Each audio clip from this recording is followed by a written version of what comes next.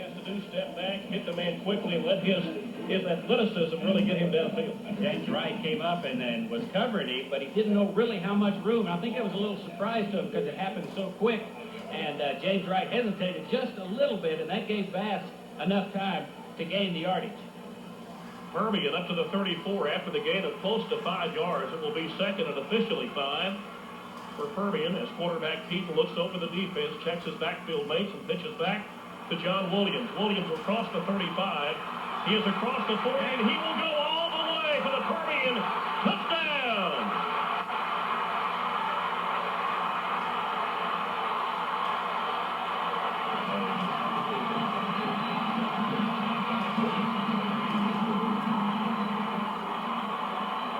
John Williams, last year against Temple, broke open the game early with a 50-yard run for a score.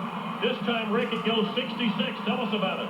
Here he comes around the end, and watch that block there on number 25. That opened up the whole sideline, and number 88 for Temple, Dana President, could not catch up with him. The block there on number 25, Jeff Wilson, blew it open. The Panthers cut down the one corner man that had the chance to stop Williams. After he got by that, he just flat out ran Dana President, and there was no catching him, I'll tell you what. There is a timeout on the field. Permian leads this one 6-0 with 9:46 to play in the first quarter.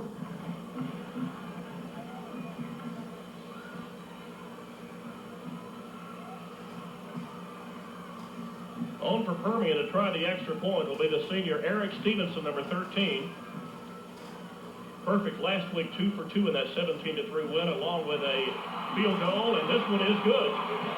So with 9:46 to play in the initial quarter, Permian breaks on top of Temple 7-0.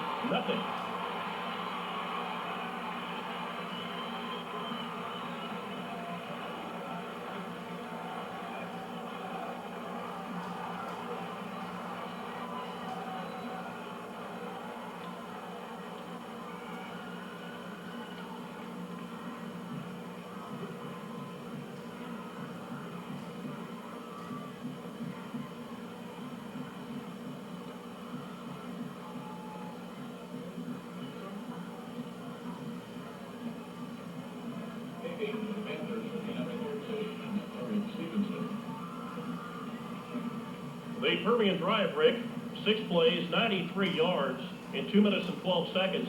You would think early Temple with the advantage because of the penalty, turning Permian back to the 12, then back to the 7. But Permian goes into 93. Of course, the big play was the 66-yard run by John Williams. And Williams having a good night so far, and we've only had 1 drive. 3 carries for 82 yards. That's a pretty good night already. Most people would love to have that running back in a whole game, would wish for that. But the blocking in that series of downs, Barry, made the difference. And again, that's what Permian's known for. Permian is one of the best blocking teams that we ever watch and ever see. Here comes the kickoff. Stevenson with a kick away. The ball will be gathered in by Delarius Wilson. And Wilson crosses the 30-yard line before Stevenson up to make the tackle along with number 35, Tommy Jones, number 28, and number 35, Ryan Williams. And now the Permian defense will get their opportunity to see what they can do against this very potent one-back offense employed by Temple. Okay, for the Permian defense, we have a tackles, Bigstaff and Jensen, and then at the guards is Horton and Garcia. And your linebackers, Hamilton, Garrett, and Cooney, Sheldon Bass, your cornerback, and Washington, and Brito and Montgomery as your safeties, Barry. The handoff will be to Delarius Wilson, number 22. He sheds the tackle with Cooney, number 38. Garrett, the middle linebacker, up though to make the stop on him. The game will be out close to the 34-yard line. They're going to mark it officially at the 35, so we're going to give them a carry of 3.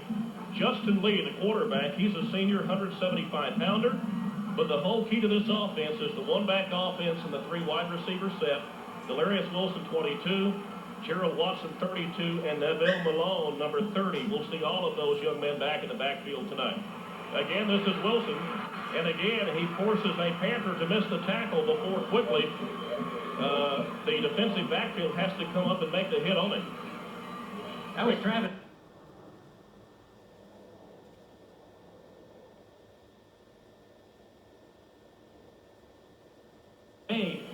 He had a lot of room up the middle, though. That was wide open for him. Well, this one-back offense employed by Temple, the same thing that the University of Miami uses, it forces the defense to think past so much that run. Again, it's going to be Wilson for the third carry in a row. Wilson up to the 49-yard line, but the tackle made there by Cooney, number 38. Cooney was waiting on him, and Cooney did his job. He held his area so that nobody goes around him. Nobody was blocking on him.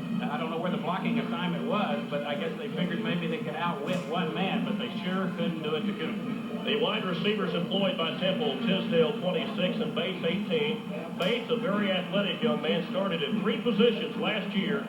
For Temple, he's the starting inside wide receiver this season. We'll be looking for him a lot tonight. Now lead back with his first pass attempt for the night. He hits Delarius Wilson, and number 67 Garcia comes up to make the tackle.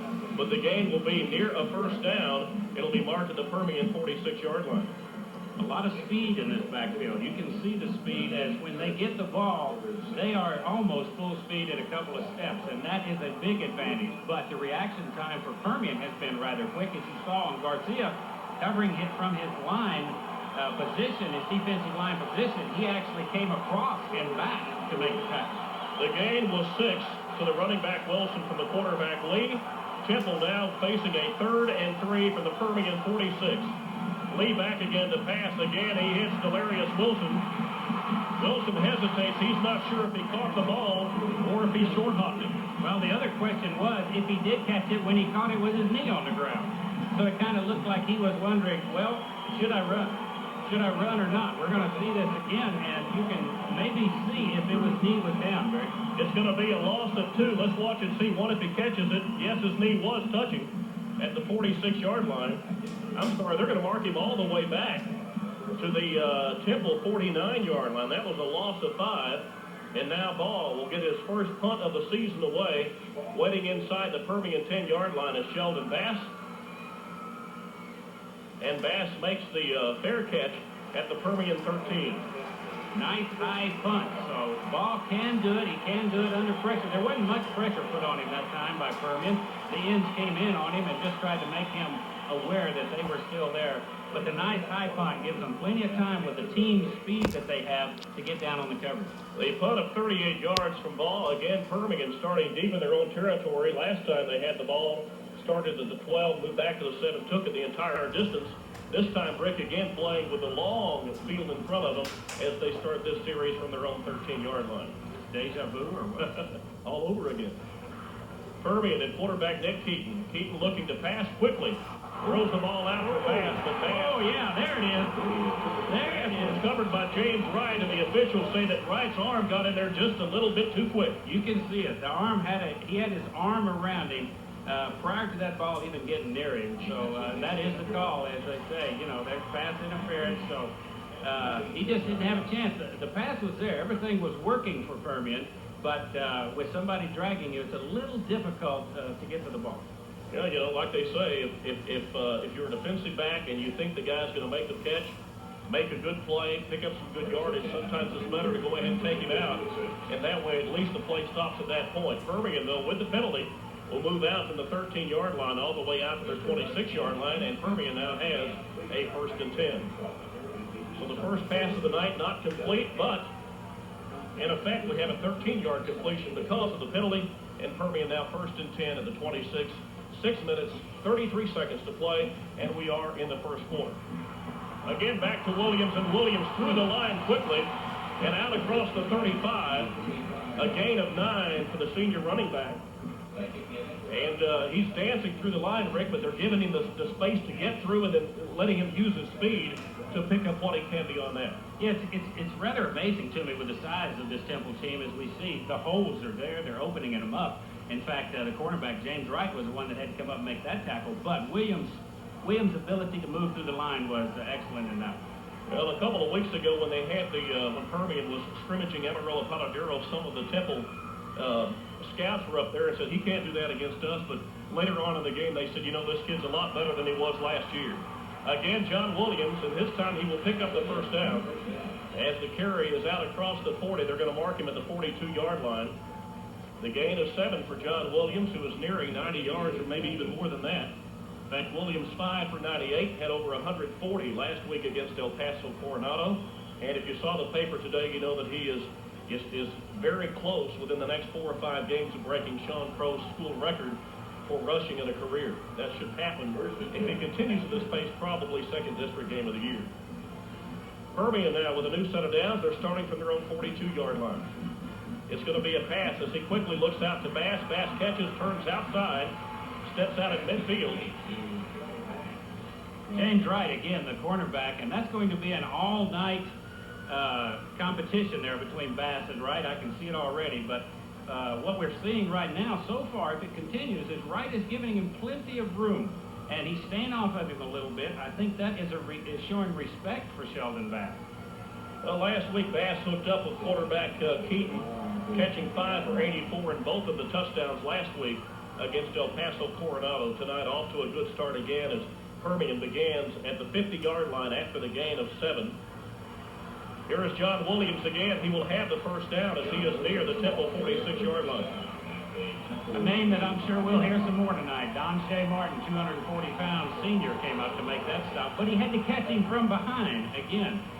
Williams has very deceptive speed, Barry, as you can see on that play.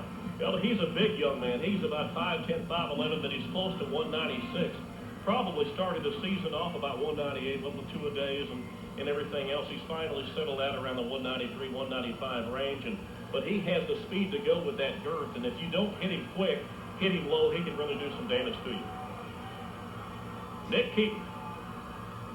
And the Permian offense, 1st and 10 now for Permian from the 45.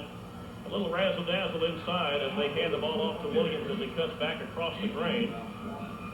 Somewhat of a mix-up there. I think in somebody's area, they kind of ran in together at the quarterback and Williams, and Don Shea Martin, of course, all he had to do was just catch him as he got to the line. So just a little bit of mix-up there. It's still a big game. Permian's moving the ball like they always have, and we'll just see where it goes from here. Well, as we talked about before the game started, Rick, ball control and keeping the ball offensively will do your defense worlds of good tonight. This one's not going to work as the pitch is back to Williams, and Greg Norman quickly comes up from the safety spot and says, hey, I've seen that play before, and I'm going to catch it. We're going to see this again on replay, and you can see how quick the number 12 comes up, and that's Norman coming in there. In fact, he was already up to the line by the time that pitch out happened, and he was ready. It was played that way. It's kind of like they saw it happening and were ready for it, or either that or we're very lucky. Coming out of the game, number 85, Alan Garrett, as Waylon Waters will check in, I believe, in a tight end position. Let's double check to make sure. Permian facing a 3rd and 16. They have to reach the 35-yard line for the first. Pass is complete out to Keltron Montgomery. The gain is up to the 39-yard line, but that's going to be about 4 yards short of what they need for the first. That was still a nice play. They did a lot of deception there because they had Bass out split even further outside of Keltron, and Bass went in and Keltron went down. They knew what they had to have, but he stopped just a little bit short. Well, it was a gain of 13 and it is 16, so they're going to come up short. It'll be a 4th down series, a 4th down play for Permian, as the punter, Joey Lenny, will stand just inside the 50 at his own 48-yard line, and back to receive the kick for Temple, and standing at the 10-yard line.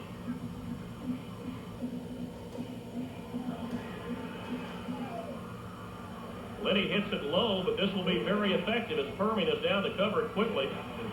And for Permian, number 72, Jimmy Borton, quickly down to cover the ball at the Temple 12-yard line. Well, just a little bobble in the backfield there and handling the ball, and but still a nice recovery.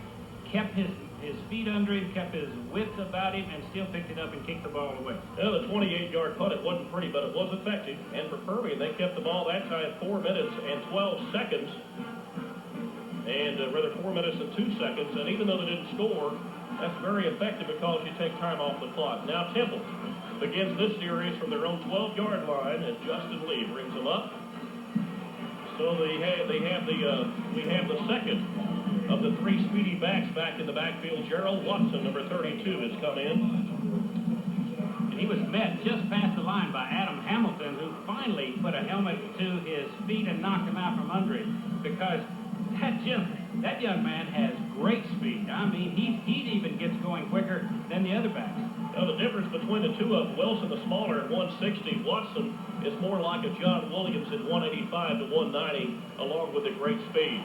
He crosses the 20 up to the 22-yard line as number 72, Warden, was able to hit his ankles and bring him down, and now Temple will face a third and about 1 for a first. Wharton did a very good job because he's opposite in blocking on him, the 225-pounder, and Wharton in at 190, and Wharton beat the block. He broke through and slid off to the left side, and that happened to be the hole that Temple was trying to go through. This one-back offense of Temple that features Wilson and Watson, they combined for 2,800 yards and 44 touchdowns last season. Wilson, the leader of the two, with 1,489 rushing, and again, they expect great things, but look at this. Hello. Rene Garcia, he's into the backfield and shook hands about the same time that the quarterback gave the ball off. I mean, he said, I'm sure the quarterback didn't know who to really hand the ball to because there were two options. A lot of times tonight, Garcia is going to be going up against a big 270-pound sophomore. Now, Rick, he has the size, but does he have the quickness? That's usually Permian with Garcia. He's 178, but the quickness can sometimes compensate for the size. If he can shoot through there, use his quickness to get to the backfield. That's what happened this time. Definitely. And Temple, on a short 3rd and 1, comes up short. Definitely. Ball gets the punt away. It's a nice high punt as Sheldon Bass gathers it in at the 38-yard line. This will be returned across midfield, and Permian now playing with a shorter field as they will begin this series of downs from the Temple 48-yard line after the 42-yard punt. Noah Dunham was the man down for Temple, and even though Dunham was blocked prior to Bass coming into that area, Dunham recovered enough to make the tackle. Yeah, Permian now crossing midfield. They started their first drive tonight from the 12-yard line. The second time they had it, the 13. This is a whole lot better as they now start this series from the Temple 48. Again, Nick Keaton, you can see John Williams, number 36, along with Pinkstaff. The ball is faked to Pinkstaff. Here is Williams. Williams will get close to the 45. I'm sorry, close to the 50. Close to the 45, that's correct. A gain of maybe 3 as Temple quickly up to make the tackle on it. Tough decision for Williams at that time because he had Josh Burmas was blocking his man out and pushing him away. The hole was there. Williams had to decide to go outside and inside, and he chose inside, and there was Churchwell. This will be the last play of the half if they get it off. 2 seconds remain in the first quarter. I said the half, I mean the quarter. And the first quarter will now come to an end with Permian leading the Temple Wildcats. At the end of one, Permian 7, Temple nothing.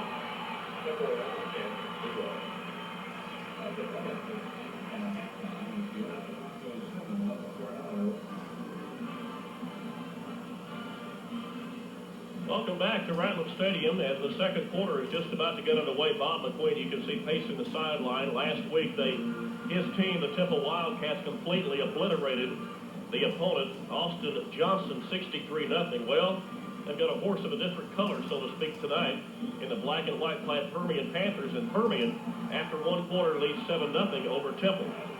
A battle of two of the top 10 teams in the state of Texas.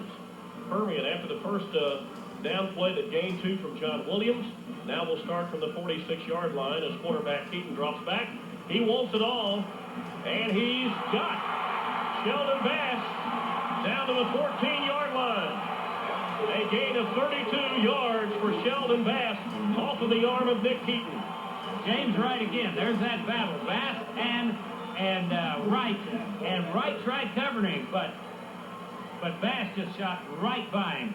Here comes the pass, as you can see, way downfield. Look at that perfect pass. Bass went up and over Wright to make that catch. And Wright was not watching the ball. Of course, he was watching Bass. And all he could see was Bass catch the ball.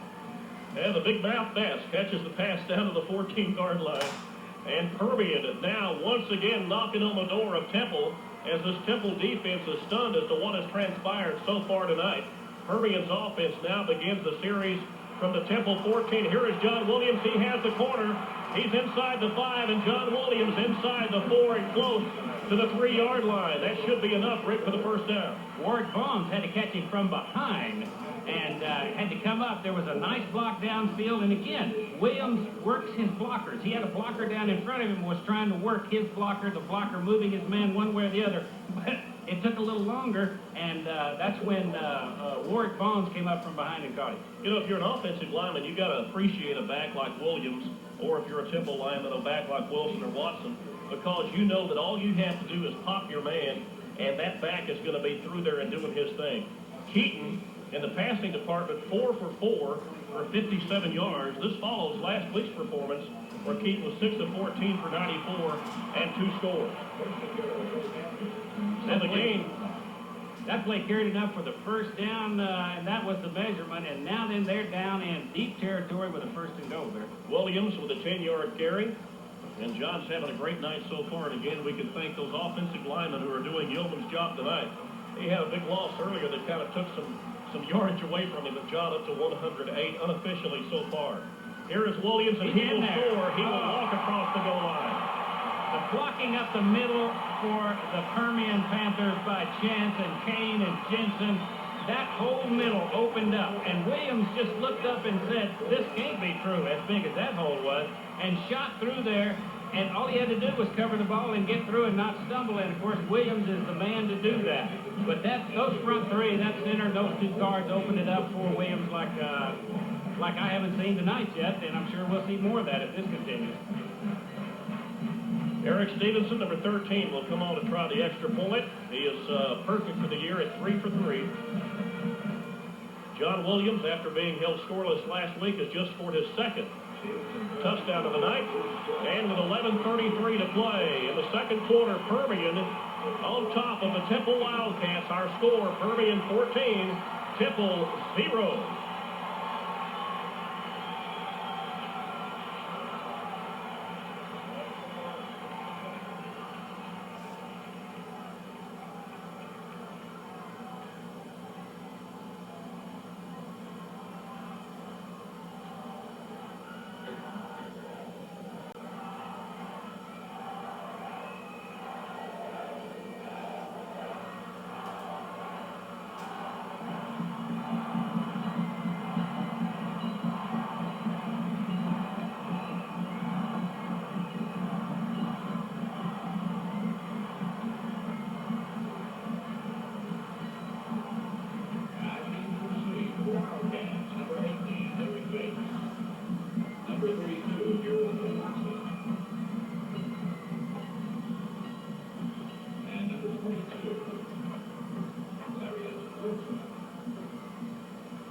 Just beginning the second quarter of play at Ratliff Stadium in Permian.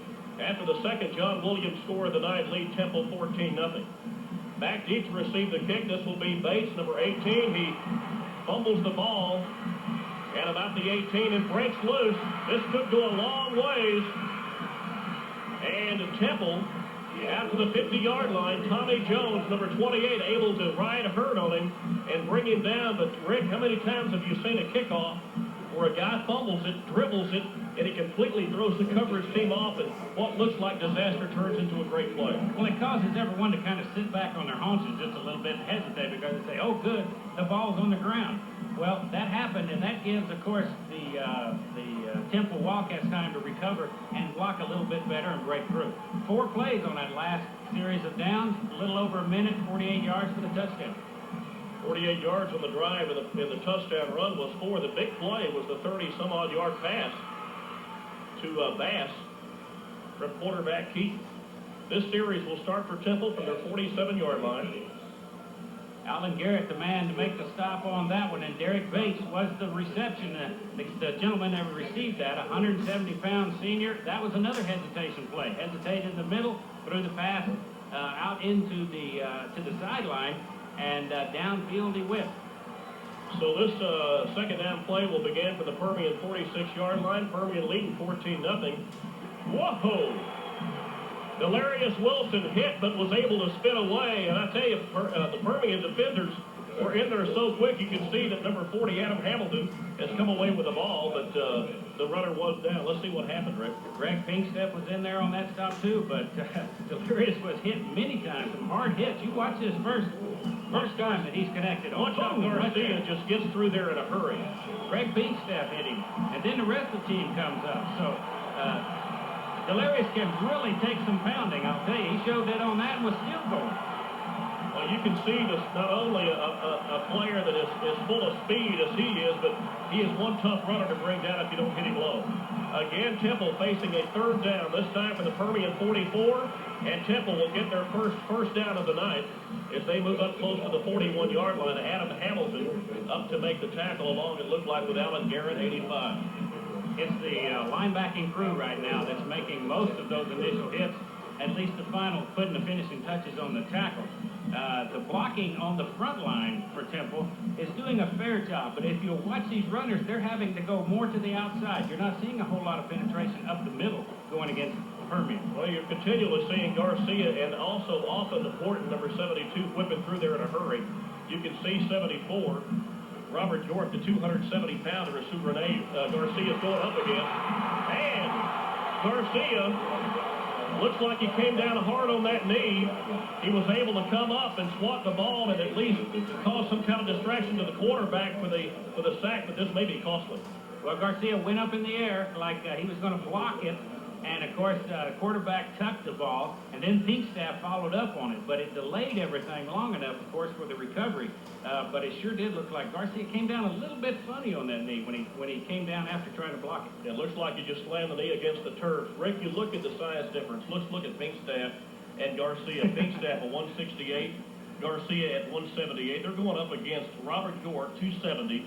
That's who Garcia is up against, and Mike Lawrence, the 250-pound senior.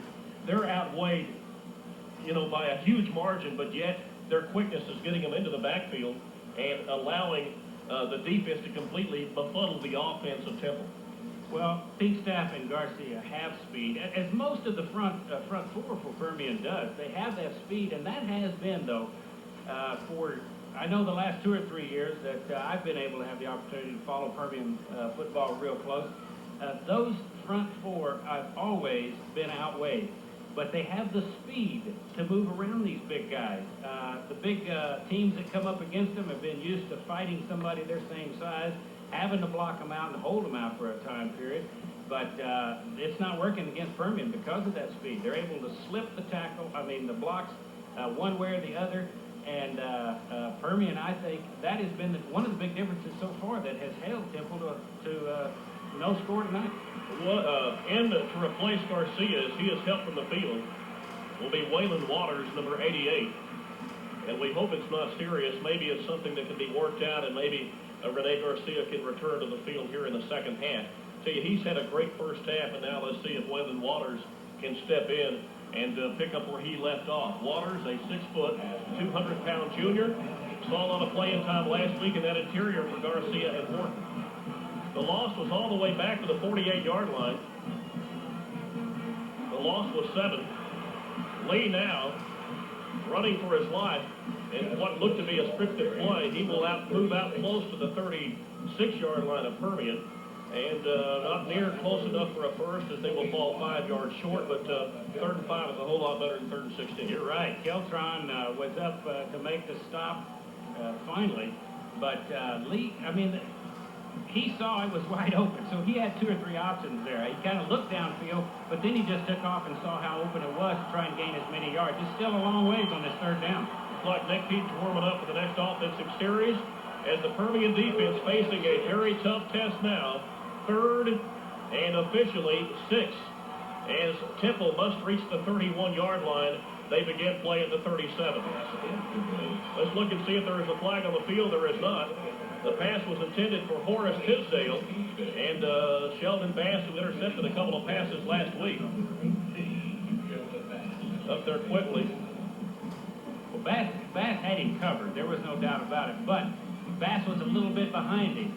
But with Bass's speed even, he was able to just get a hand in between the quarterback and the intended receiver, and the ball just shot right open.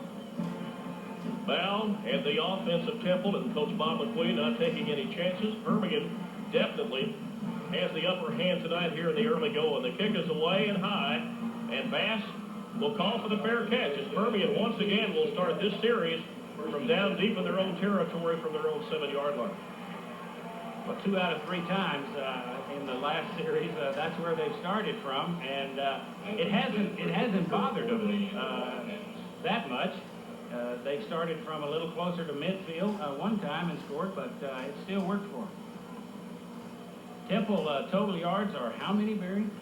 Less than 50? That's what I thought you said. 40. 40 yards, and Permian has 178 total yards. Is that a little bit lopsided? Well, we talked early, and we talked just a moment ago about how important the offense was to the defense tonight, and so far the offense has been the defense's best friend. John Williams looks like the game will be maybe one, if anything. They're going to move the chains out, move the marker out, well, maybe a half a yard. Officially no gain. One of the few times the defense has been able to stop him.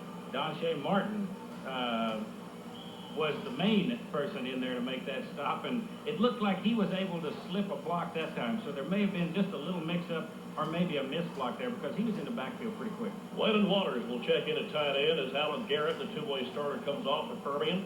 Permian has a lot of two-way starters, and Nick Keaton apparently doesn't like the play that was sent in or feels like he didn't have enough time to do something with the play that was chosen. We have a timeout in the field at 7:44 to play before halftime. It's Permian 14, Temple 0.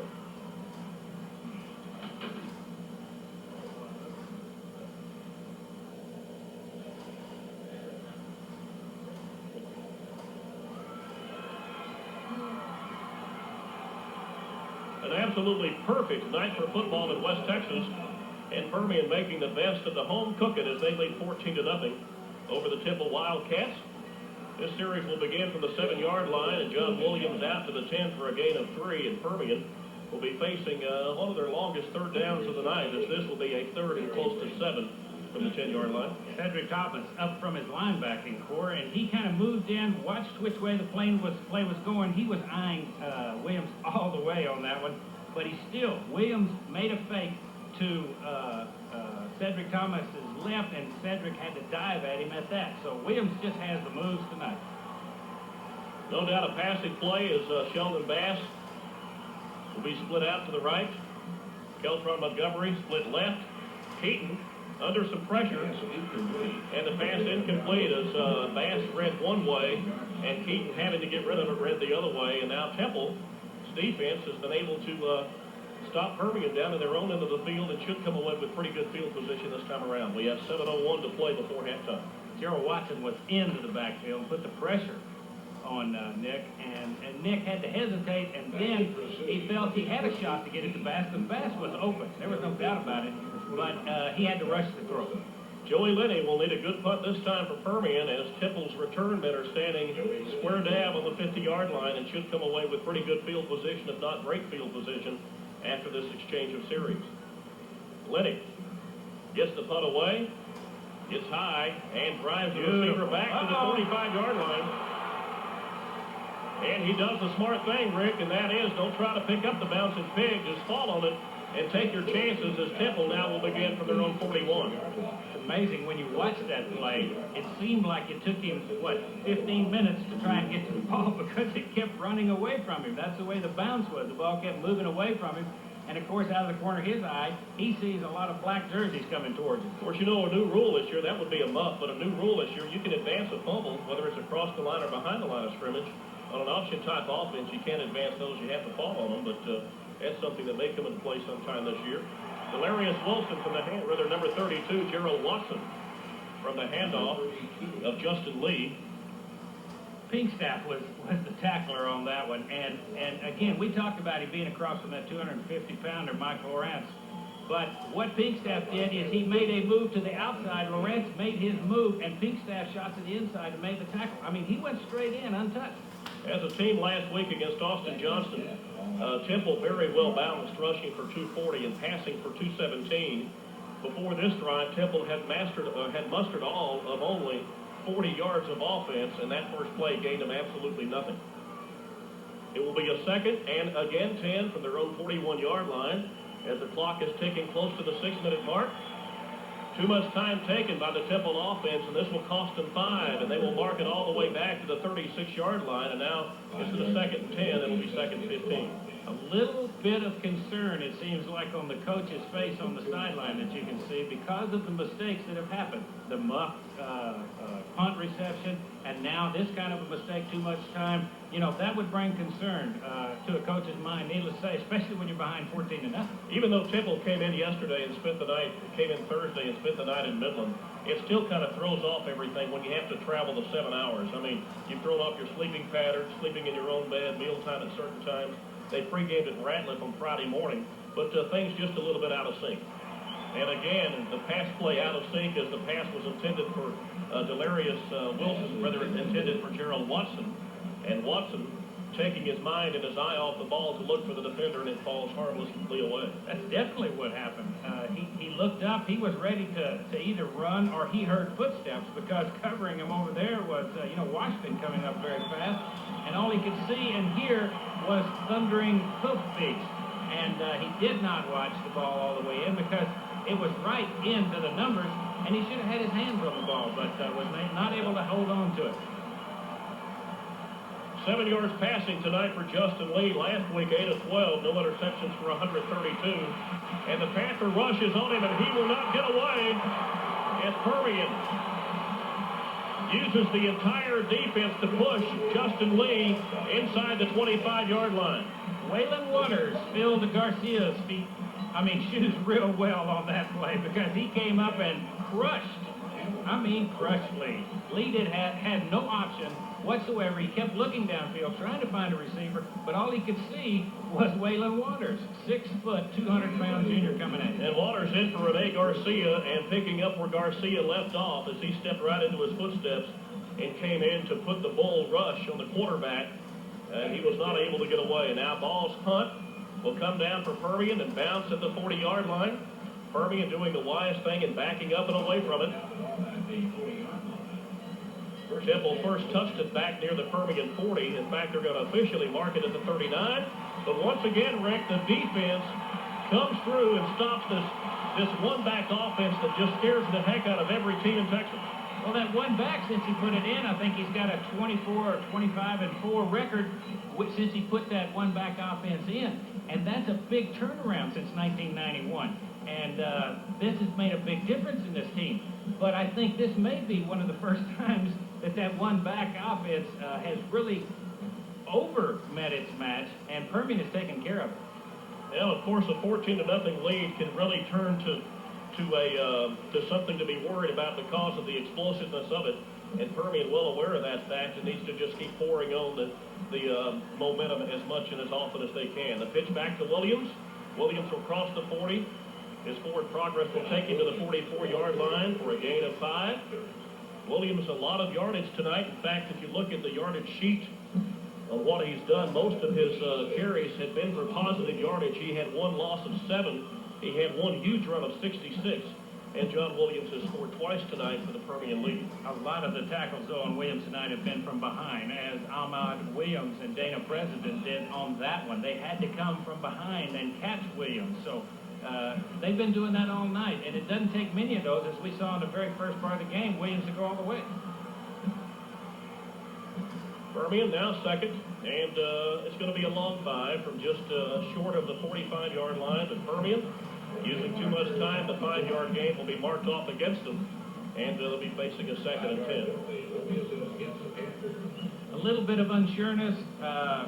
It seemed like Heaton was waiting for something to happen or was looking for something, and it just wasn't there, and it just took a little longer than what they wanted. Well, sometimes the personnel are incorrect when they come in, sometimes the play, and there's so much that's involved in calling a particular play with motion and whatever, and if you're not careful, the time can get away from you.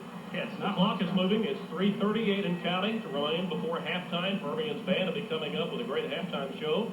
Matter of fact, the Temple Wildcats have brought their band. They brought their cheerleading squad. They brought the whole town almost. This pass complete once again to Sheldon Bass, and once again his new best buddy James Wright in to make the tackle. They're getting to know each other real well tonight, but Bass, Wright had a hold of him, but Bass just bowled him over. Wright tries to stop him right at the catch, And what Bass is doing is bowling him over, and he's picking up another 4 or 5 yards just in that. Of course, you can see that Sheldon's watched a lot of NFL football. He's seen how the Andre Reeves and the Michael Irvins have picked up their big yards. You take the catch, you spin the opposite way, then you come back, and that's where you pick up the big yards. Permian now facing a 3rd and 2 from their 48. They have to cross midfield for the first. Temple stacking the line, and John Williams will be short. No, he will be short. It looked like he might break away, but Patrick Sanford held on for dear life and was able to pull him down short before he could reach midfield. Dana Preston, and you're right, Patrick Stanford teamed up to make the stop, and then they had a lot of help. But great second effort by Williams. I mean, we thought he was going to break there just a second and get the yardage needed. You know, a lot of fans may be thinking, hey, let's go for it. The offense is playing great. The defense is playing great.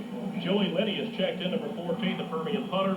And Permian not taking any chances because of the way the defense is playing with 2 minutes and 4 seconds and counting. Now inside of 2 to play, you know, your chances are better that your defense is going to do the job for you. They have been all night. They've been holding him real well, so why give them any advantage whatsoever if you just don't happen to make it? Put them back deep in their own territory, make them go a long ways with only a minute 46 left in the game, in the first half.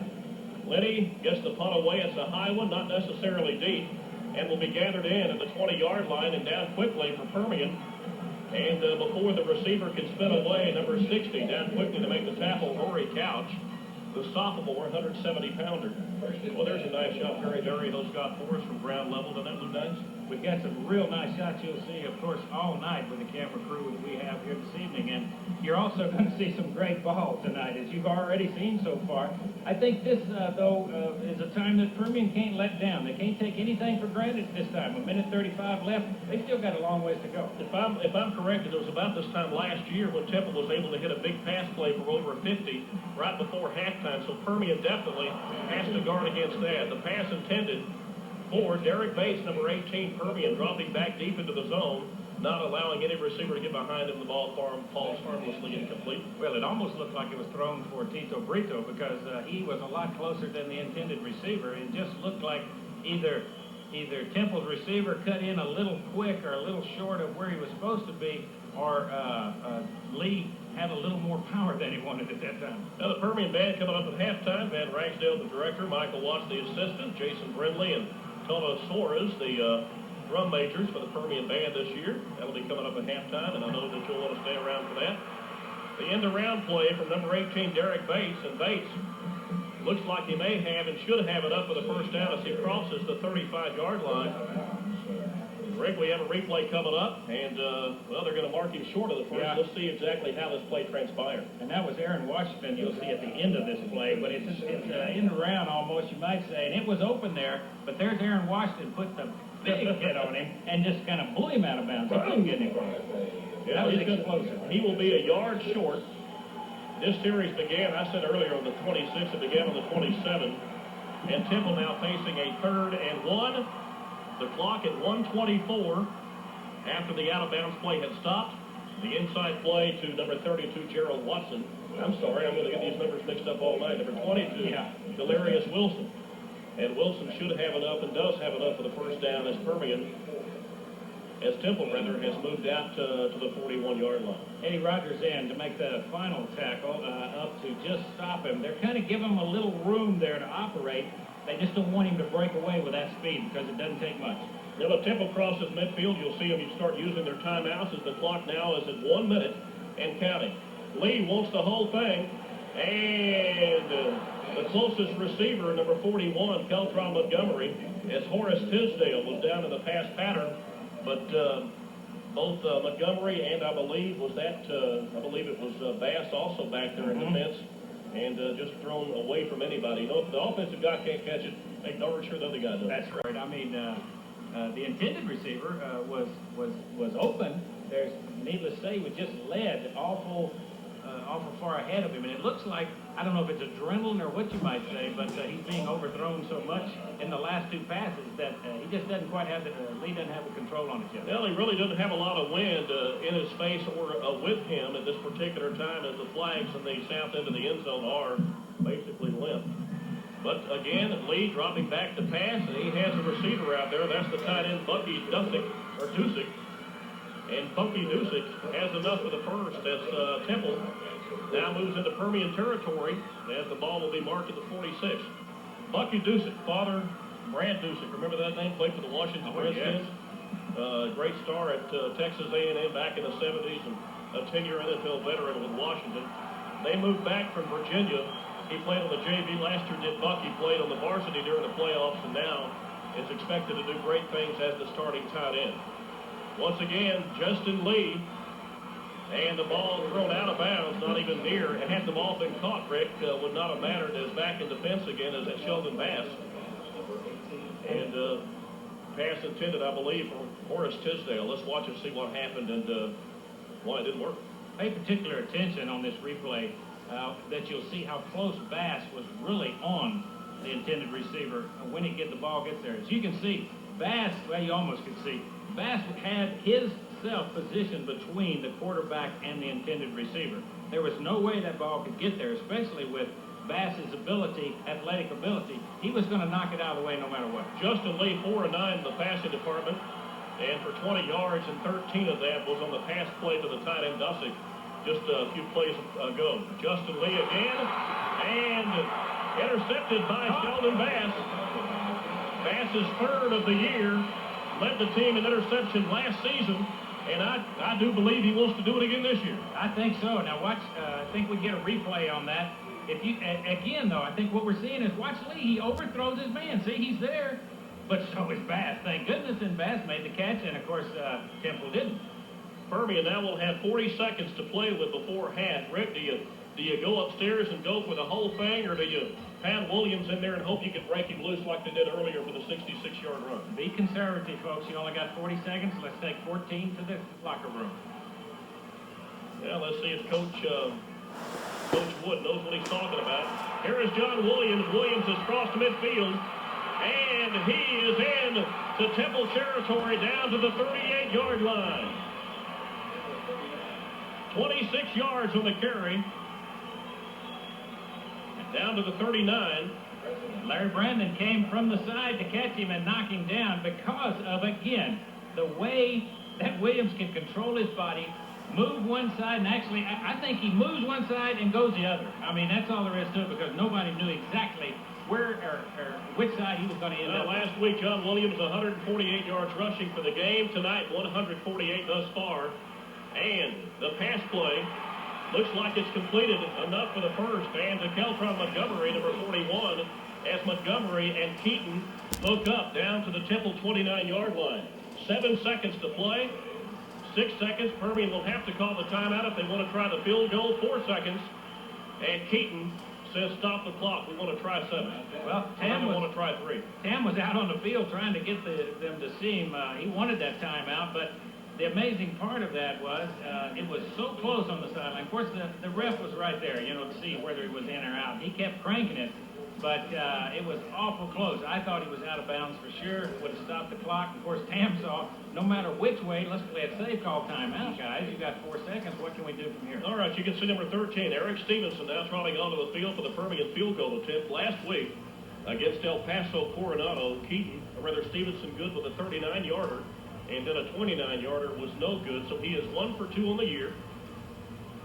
In the field goal department, the ball will be placed down at the 36-yard line, making this a 46-yard attempt. And he was practicing from almost exactly the spot that he is setting up right now, warming up before the game, and maybe it's a mental thing. Was going through, was making them easy. Look at that. Yeah, I know what they're hoping for. Let's hope for 3. Eric Stevenson played on the soccer team last year. The Panther coaches obviously liked what they saw with his leg motion and such, and he is now playing for the Permian Panthers football team. And if he can be successful on this three-pointer from 46 yards, I said 36 a moment ago. It is a 46-yard attempt. It is being placed down at the 36, making it a 46-yard attempt. And Temple will attempt to ice the young man by calling a timeout. Well, they got some. The clock shows there's no time. Temple coaches are out on the field, it seems like right now, trying to ask what's going on, and they're getting ready to go to the locker room. But I thought there was a timeout call by Tam. They called timeout. I saw the referee waving his hand. Well, the clock can't start if the ball isn't snapped unless the official gave the motion to start the clock. But with a timeout, it can't start until the ball is snapped. Right? Did you see him start it? How can he start it? I mean, Tam was on the field saying timeout. The referee that called him inbounds over there and continued the clock was waving timeout. He was the one that cranked the clock to start with. Then he sees Tam and sees somebody call timeout. He is cranking timeout, and the clock stops with 4 seconds left. Now, Bob McQueen and the coaching staff think that they know what's, well, look, here comes the team back onto the field. McQueen is out to the 38-yard line as the referee now heads over to tell him that, I'm sorry, sir, but the ball wasn't snapped, and the guy that was starting the clock was kind of hungry, and his hot dog hit the button or something. 4 seconds. That's what it was. There was 4 seconds left on the clock. And, he was saying started them. And somebody cranked it over there, but it shouldn't have been. The timeout was called. It was waved off by the official, and that's what they finally decided. Well, there's Coach Holling said he's out to the 38-yard line, and here comes the official over to talk to the Permian side, tell him what he told the Temple side. You know, it's amazing. Keith is saying that he saw the official say start the clock, but after the timeout, it shouldn't start until the ball is snapped. No, it shouldn't be. So. Now, it's a preseason game. They have to be adjusted too, you know. Well, you know how you always see football games where both, especially the defensive team at this time, try and rile up or make the kicker think. Well, if this doesn't do it with all of this hoorah, then I tell you what, this young man has got nerves of steel. Well, the only thing I can think is maybe with Temple calling the timeout, they came onto the field quick and said, okay, let's go. And the official started it since they called the timeout, didn't notify the Permian offense. All right, here we go with the field goal attempt from Eric Stevenson, 140-pound senior. The attempt will be from 46. And after the long delay, let's see if he can put foot in the ball, and it's going to fall way short and returned by Temple. This will be the last play of the half as he stepped out of bounds. Number 18 quickly to return it, Derek Bates. And Permian now will go to the locker room with a 14-0 lead over the Temple Wildcats. Back with the Permian band at halftime. We know you'll enjoy the show. Defense has really thrown them off, and I think another thing that's kind of befuddled them a little bit is Williams. I think they expected to use the sideline, and they were going to use the sideline against him. He's been cutting back, and the defense has not been able to get there quick enough. Also, I think they've been able to rattle the quarterback, Justin Lee, and in so doing, he really just hadn't gotten to the swing of things. Temple will take the opening kickoff here in the second half. It's a good return as they returns the ball out to the 25-yard line. Jeff Wilson, number 25, on the return. And the Permian defenders and the special teams down there quickly. They were down there quickly, and it was a very difficult time for Temple to decide which direction to go. Permian had all of Temple's blockers kind of backed up and kept moving them back in towards the runner. That generally is not supposed to happen. You're supposed to kick them out of the way so that the runner has room. Now we come to one of the big keys to the ball game, in any ball game, Rick, and that is who controls the third quarter. Permian 14-0 as we start the third quarter of play. And this first series for the Panther defense, very important. Likewise, very important for the Temple offense. The handoff to number 22, Delarius Wilson, the senior, running back. As we told you in the first half, Wilson, Watson, a outstanding combination. Watson 91 yards last week and one score. Wilson had two scores and ran for 30. We have yet to see Malone tonight. Watson with his first carry and the team's first carry in the second half. It's a gain of about 5. Second now and 5 from the Temple 27-yard line.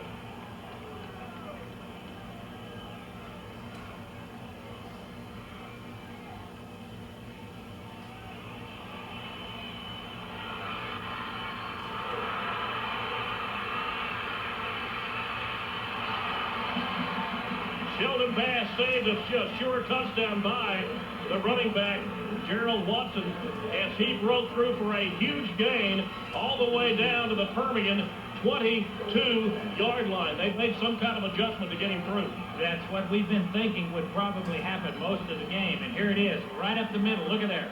Missed tackle there, 2 tackles, 3 tackles missed there. So it was just kind of, Permian wasn't quite tuned into that play and ready for it, and the long run. And we've been waiting for that one to happen.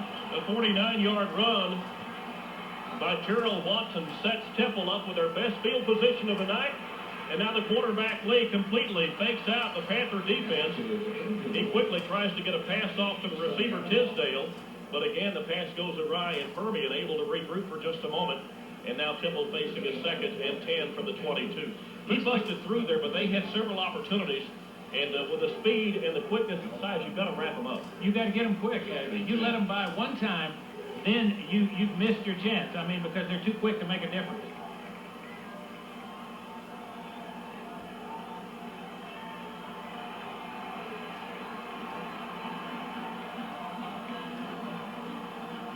Now Permian. Again, it's going to be a run, and again, the running back is stopped. Again, this is Watson on the carry. The gain only going to be good for a yard to the Permian 21 as the defensive line and specifically the defensive tackles up to make the tackle along with the linebacker. Most of the right side really stacked it up. I mean, the left side of the Permian defense stacked it up. And really, Permian line, you can see the defense, especially Sheldon out there saying, come on, gang, get with us. And that hadn't been a problem all night.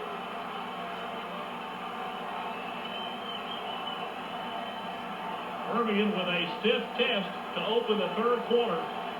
The Panthers lead 14-0, but Temple with their best and biggest threat of the night. It'll be a 3rd and 9. Again, the end around that worked so well in the first half. And it will be good enough for the first down as Derek Bates on the end around for the 2nd time tonight. Pitched up enough for the Temple first as the ball will be placed down at the Permian 11. That was a nice stop, though, by Alan Garrett coming up. And it could have. Here comes the replay. As you can see, here comes the end around. Good blocking on behalf of Temple. But here comes Garrett in and grabbing a hold of him. Again, the speed is starting to make a move. And whatever adjustments they made seem to be working. Well, the 2nd time that play has been run tonight. Bates gained 9. The first time, 10. This particular time. And now Temple with a first down and 10 from the Permian 11. They can get a first to the Permian 1. Again, a big hole busted through the left side for Gerald Watson. And number 38, Cooney, comes off the bottom of the pile. Cooney had a hold of the leg, but the power and the speed that was built up by then carried him on for a couple of more yards. He was met at the line, but they're not being able to get a hold of him here for some reason. It's like they went in at halftime and put some Crisco on or something. Yeah, instead of the stickum that the receivers use, they put on something kind of slippery that you can't get a hold of. 8:55 and counting to play in the third quarter. Permian 14-0. The Temple with their best threat of the night. 2nd and 4 from the Permian 5, and Watson will come into the end zone and score for Temple. Straight off the right side tackle, straight ahead, covered the ball well, and the power that he built up with his speed and everything. Again, as we said, once these speedy backs get going, as you can see right here, look at the speed that carried his momentum on in. They hit him before he got there, but the momentum carried him. You can see the offensive line regrouped from the first half of play and blew open the hole for the running back to get through, and Watson takes the 5 for the score. The extra point by Vaughn is good. And with 8:42 now to play in the third quarter, Temple has broken on the scoreboard. Permian 14, Temple 7.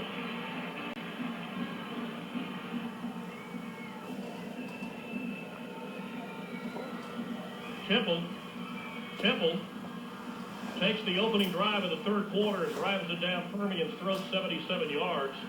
The capper, the 5-yard run by Watson. And now Permian with John Williams returning the ball out to the 21-yard line. And from there, Permian will have their first opportunity in the second half. There's a face mask on that. As you saw that the Temple tackler grabbed a hold of Williams' face mask, completely turned him around. And, of course, in comes the flag. So I'm sure they're going to tack it on from there. And looks like we've got a little bit of an injury. Down on the field, I can't make out from here who it is at this time, but whoever it is up and running off to the sideline and ready and raring to go. All right, we'll look and see what happened on the end. Williams gathering the kickoff into the 3-yard line. As he's brought down, you can see number 87, Tony Amelbert, grabbed a hold of the face mask, probably inadvertently, but still they're going to call, they're going to mark off the full 15 because he actually used the face mask to bring him to the turf.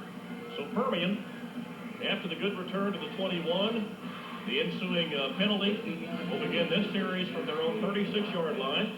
Temple took that last series, 7 plays, 77 yards. The big run was the 49-yard run by Gerald Watson.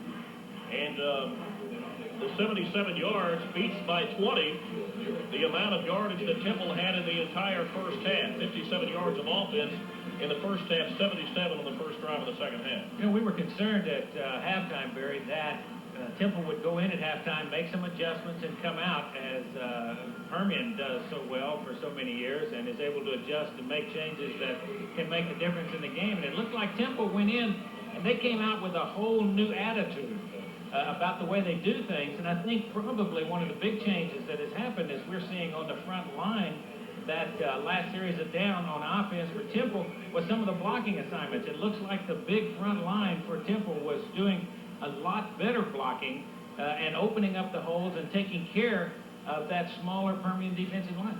Well, in this particular case, the size won out, but we'll see if Permian can make those adjustments and find out what happened and correct it for the next time around. As we said earlier, there was a Mojo injured on that. He is now up and coming off the field. And let's see, we'll catch that number as soon as we can. And that was Sheldon Bass is down. He's just looked like he's just a little tender. He's jumping up and down on it. I think he'll be all right now. Guarantee. Bass is a tough man to keep out of the game as he runs off the field, as you can see. Well, Bass very important to both the offense and the defense. He's a 2-year starter for Permian. Started last year on defense at corner. This year also starting at cornerback, and also spelled Kendrick Parrott in the wide receiver spot last year and counted on heavily this year. In to replace him will be J.C. Kidd. The Kidd is split to the wide right. Wide left is number 41, Keltron Montgomery, with Pinkstaff and Williams in the backfield. Permian now to open the third quarter of play with their initial series. And the pass complete to Montgomery. It will be a short gain out to the 39-yard line. A modest gain of about 3. And Permian will face a 2nd and 7. Well, as you can see, there was another way that Temple has changed because they were generally rushing in more when that pass happens. They gave him a little room and then circled him. They said, we're not going to give him the long yardage, and it held him to the 3. Bass is back into the game. You can see as his helmet disappeared below the lower part of the screen. He is split wide left, Montgomery wide right. And again, Keaton under center, marking out the signals and the pitches back to John Williams. Williams finding the tough going, almost broke it through.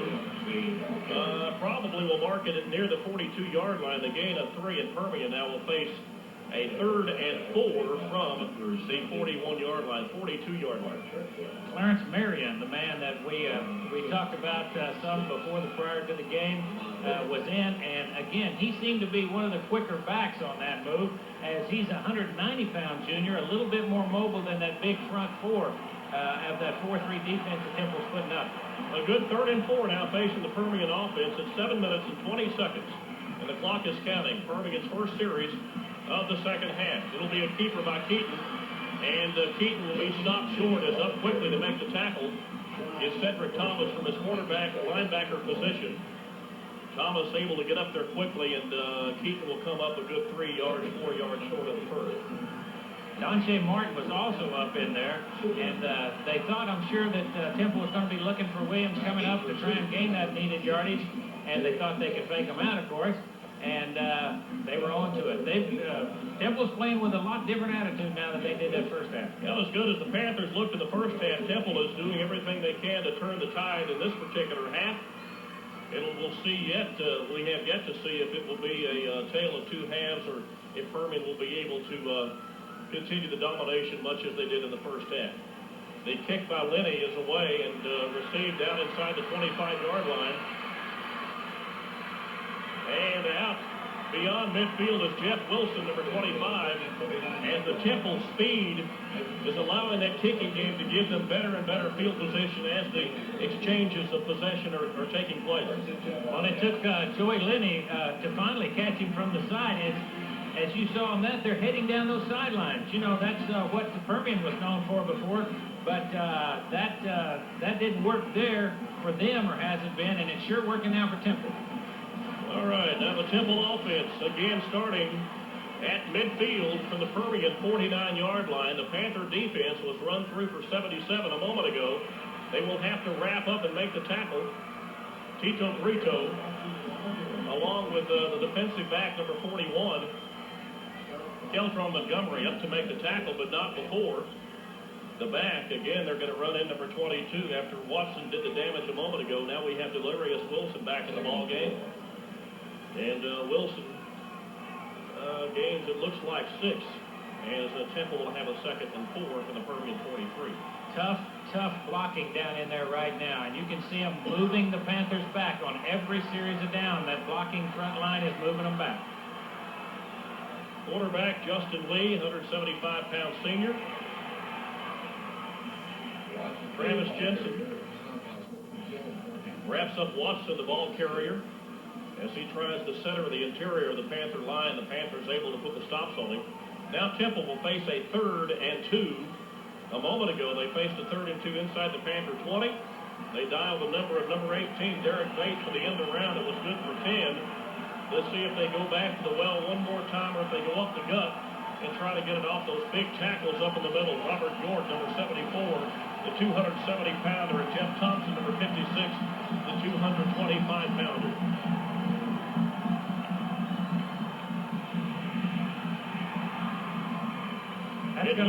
It looks initially like he has the first down. He had to reach inside the Panther 39-yard line. The official is signaling 4th down. You can see the closed fist means 4th. If that's the case, Temple will have a 4th and less than a yard. They're going to look at it. I thought they might look at it because that is awful close. From where it's sitting and you look across the field at where the marker is at about the 39, and just between the 39 and the 40-yard line, and that's where the ball looks. I can't see how that can help but be a first down. Well, it looked like he got it to me, but then they moved the ball back just a smidgen. Let's all look. Sure like did. Yeah. So the Panther defense will have to bow up a little bit. Garrett, Hamilton, and Cooney, the linebackers. Pinkstaff, Wharton, Jensen, and I believe Waylon Waters is back in. Garcia went out with an injury in the first half. And that is right. Waters is in a defensive tackle along with Wharton. We'll give the defensive backs in just a moment. Temple and quarterback Justin Lee. Fumble. But Temple looks to have recovered the ball. As coming back quickly was the center, Andy Wozniak, number 59. I tell you, that's the first miscue we've seen tonight offensively. We had a couple in the kicking game earlier. But basically a clean play ball game. John Williams to the sideline. Williams, I know, wants to get back in there and get going once again. I'm sure he's looking for his chance. He's saying, just give me another chance. Next set, we'll do it a little different. That really helped Permian there. Well, the offense did such a great job in the first half. They really played as a secondary defense because they gave that defense such a good rest. 2nd and 14. Pass is complete to Dusick. The ground can't cause the fumble. The official will mark it down there where Cooney made the tackle on the tight end. The gain will be up to the 39-yard line, so they gained back what they lost a moment ago. It'll be 3rd and 10 now from the Panther 39-yard line. Temple needs to reach just a little bit inside the 29 for the first. And again, I'm going to be looking for base number 18, but they also seem to be looking for those flare patterns. You saw earlier tonight Wilson coming out in the flare pattern for the backfield. They kept looking for him and, were pretty successful, but he couldn't hang on to the ball.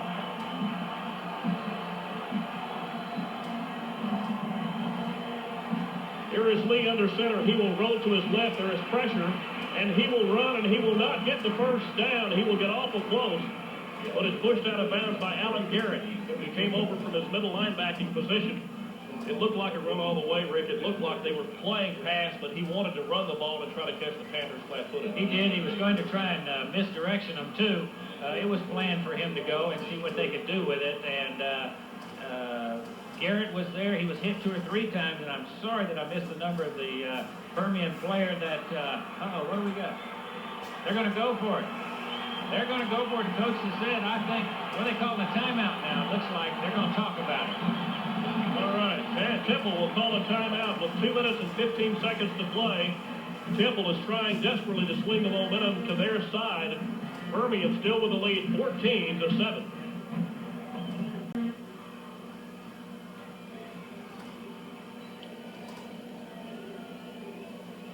Now the Permian defensive coaches Now to talk to Tito Brito as he jogs back to the defensive backfield, back into the huddle. Let's give you the defensive backfield mates right quick. Washington and Bass at the corners. Brito and Montgomery are the safeties.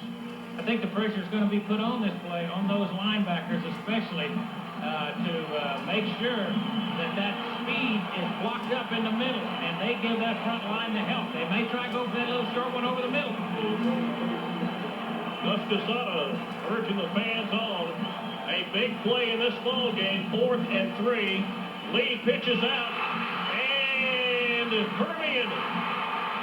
Sheldon Bass comes up with a recovery. Permian not only stops the 4th down play, but they return the fumble out near the 45-yard line, and the Panther defense has done their job.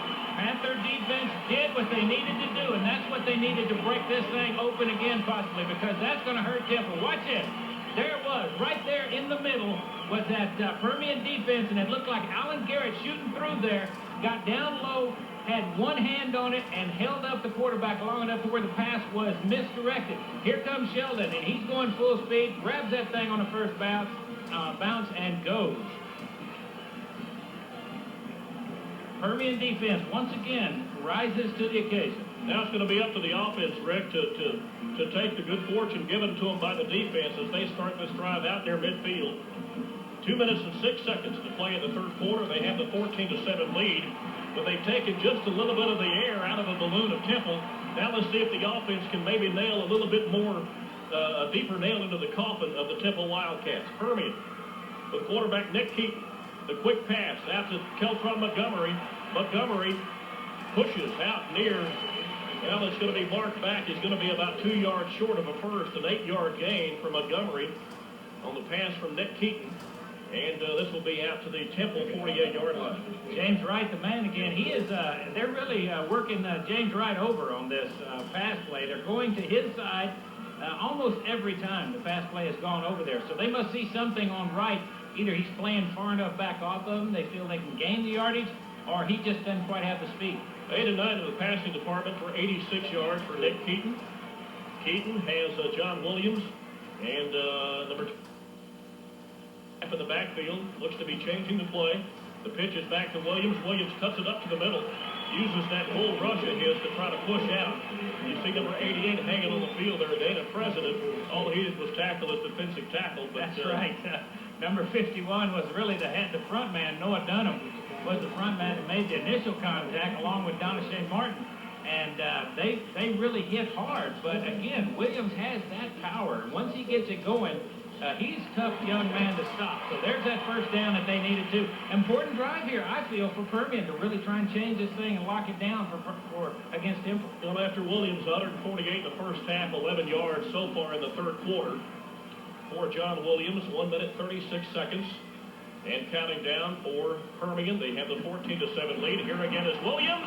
He breaks through in another 10-yard carry as he simply followed that line all the way through before Greg Norman was able to grab a hold of him and hold on for the defensive base to get up there and help him bring him down. Well, that looks again like the Williams of the first half, you might say. He had the speed, he busted through. You know, one of the changes we've seen, it seemed like in the past, Williams, as we said, has heads out to the sidelines. Now he's doing a lot of direct motion ahead and doing a lot of body fake and head fake that's making some of those tackles be missed by Temple. The Permian Panthers are doing a great job with that offensive line for not only the quarterback Keith, but also the running backs.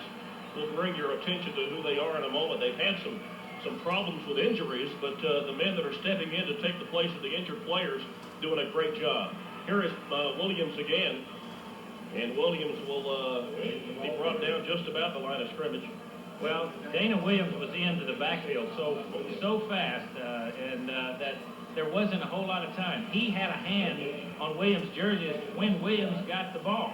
And that will mess up a play real quick and timing. And Williams just didn't have a whole lot of opportunity to do anything different.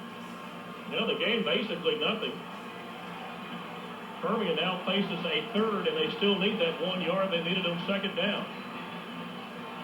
Surprise, John Williams carrying the ball. How many times has Pinkstaff carried the ball tonight?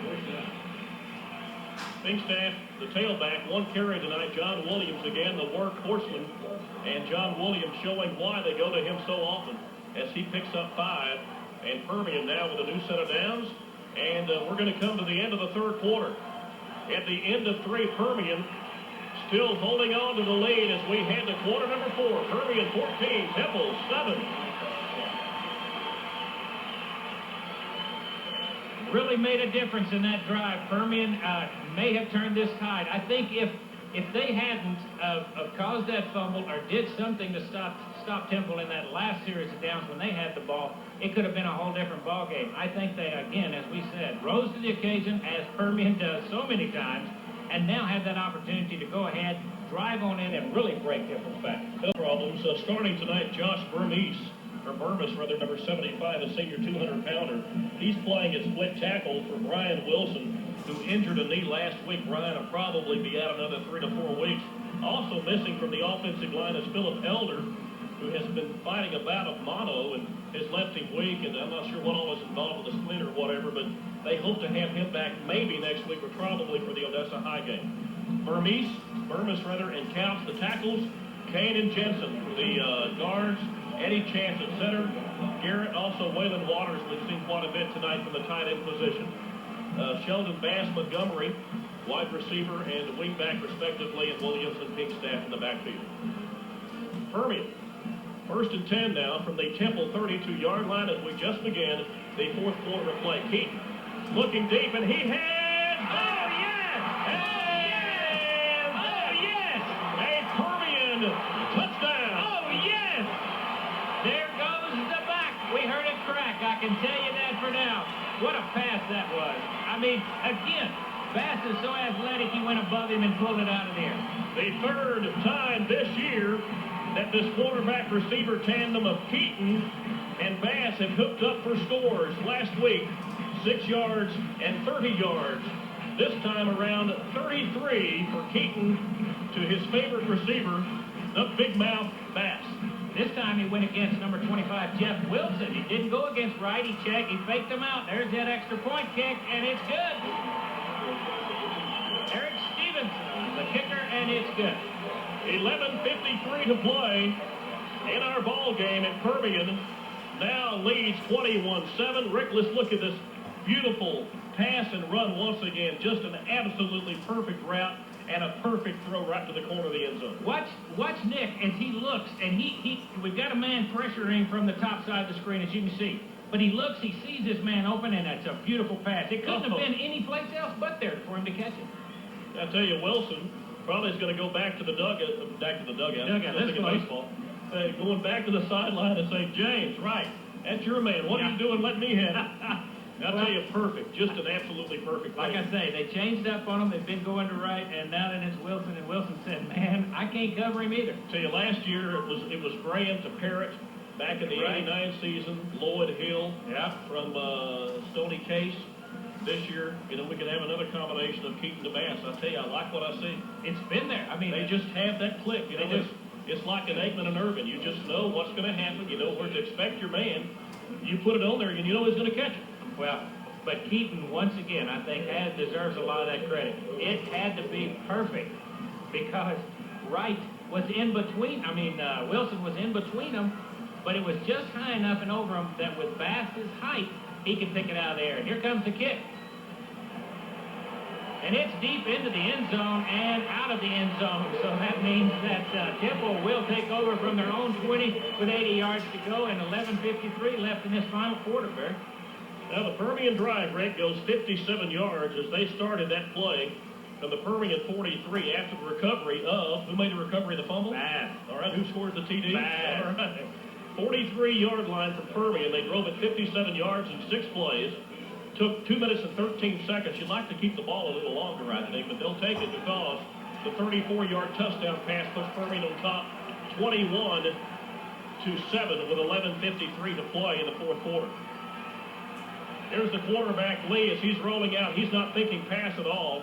He simply drives into the stomach of Patrick Cooney. Cooney may have a stomachache after that one, I tell you. Well, Waylon Waters was there, too, and in fact, Waylon got up off of it with the ball. And Lee wasn't sure whether, was that the umpire? No, hey, you're not supposed to have it, Waylon. Give me that thing back. But anyway, Waylon just walked over and handed it to the ref. Lee now, the 8-yard gain. Lee has carried the ball more often here in the second half. but after all of the sack yardage and whatever, 5 carries for a grand total of 9 yards. Once again, you have to wrap him up. And there to do so is Bass. Hey, Bass had such a great game last week up in El Paso against Coronado. Intercepted a couple of passes, caught a couple of touchdown passes from Keaton. Probably played in the band at halftime. Well, and then, you know, tonight picking up where he left off. I tell you, but it's not just Sheldon Bass. You're right. It's a full team effort. But I tell you, Bass, though, you see that number 18, the same number Lowell Hill wore back in '89, popping up more and more often. Temple with a first down, and Lee will roll out. Doesn't like what he sees and takes off to run. And up quickly is Aaron Washington, number 86, to make the tackle. I'll tell you, given a choice, Rick, I think that Permian's defense thinks that Lee can't beat him with his feet. They'll let him run all day. Well, that's true, but watch what the possibilities are on this. If we can take another look at it, here it comes. Look at all the options. There's 1, there's 2, and then he says, well, I could throw it, but no, let's go ahead and tuck it. I know I can get about 8 or 10 yards anyway. And that's all he got. He's not speedy by any means. Well, they had that end around the base they've run twice. Now they're trying to set something up with a fake. That time Permian caught him in the fake, and Lee had to run the ball instead. Again, the fumble. And Permian, here we go. Number 60, Rory Couch. A sophomore. He just pulled it right out of his hand and said, give me that ball. I'll take it and go with it if you don't want to go. Couch saw an awful lot of playing time last week. Played in the defensive line down there, down deep in the defensive tackle. Let's watch and see what happens as the handoff is to number 32, Watson. Look at him. It was Couch. He just grabbed the ball. It was all there was to it. He says, oops, there it is. I got what I was after. And boy, did he tuck it in and go. Last year in Temple, Permian was down 20-14. They were driving as the game was winding down. A player by the name of Clarence Merrigan, who was a sophomore last year, came up with a big fumble recovery that sealed Permian's fate. Could this be deja vu for Permian as the sophomore Couch comes up with a fumble recovery? Permian now to Bass, and Bass driving hard up against number 86, Ahmad Williams. First time we've called his name tonight. Yeah, it sure was. Again, you could see that one almost coming. I mean, Bass was there. That has worked quite a few times. That picked up, about 3 or 4 yards on that play, and that quick out pass, though, has been good for him. I mean, if you can get 3 or 4 yards of play, there's nothing bad with that. Permian, after the pass play from Keaton to Bass, we're going to ask Keith Franklin right quick if you can to kind of total up some yardage on what Bass has done tonight if you get a chance in a moment. Just want to know what he's done. Permian will call timeout. Permian now, after the fumble recovery by Couch, they started this series on the Temple 31-yard line with 10 minutes to play in the fourth quarter. Permian with a 21-7 lead. Now, coming in tonight, a lot of people I know, from reading the paper, reading all about Temple, the defending Division II champion, steamrolled through everybody last year. Permian probably gave him the best game of anybody. Expected to see a huge, dominating Temple team tonight, and Permian has simply outplayed. I think for one of the first times, I heard more waivers of doubt, if you can call it that. I don't know. I guess the question this year, because of the size matchup, although Permian has whipped that so many times, but still there was just a little feeling. Can it happen again? They were just a little leery, but Permian, as far as I'm concerned, no matter how the outcome is, Permian's played one heck of a game. Well, the combination of Keaton to Bass tonight, good for 5 catches for 88 yards and a 134-yard score. I want to tell you something about an Eastern Texas series and how this is kind of falling into line after this play. Permian, after the 3-yard gain, on the pass to Bass, that rhymes. He's 2nd and 7. This play beginning from the 28. Williams, really not a whole lot of running room. In fact, none.